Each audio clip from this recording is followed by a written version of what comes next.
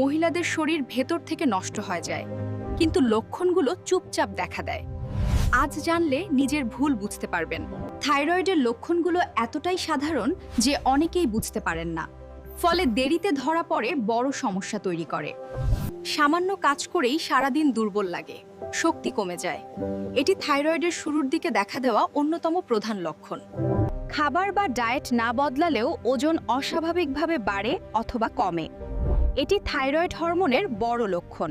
চুল দ্রুত ঝরে পড়ে, ঘনত্ব কমে যায় এবং চুল দুর্বল হয়ে পড়ে। থাইরয়েড সমস্যায় এটি খুব সাধারণ বিষয়। পিরিয়ড সময়ের আগে বা পরে হয়, ফ্লো কমে বা বাড়ে। থাইরয়েড ভারসাম্য না হলে এই সমস্যা দেখা দেয়।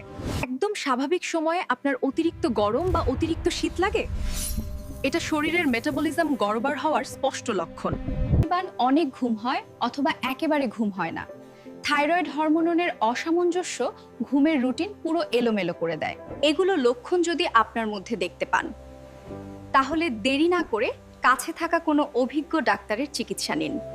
আপনার পরিচিতদের বাঁচাতে ভিডিওটি শেয়ার করুন এবং প্রতিদিন স্বাস্থ্য সচেতন থাকতে আমার পেজটি ফলো করে দিন। সব সময় পাশে পাবেন।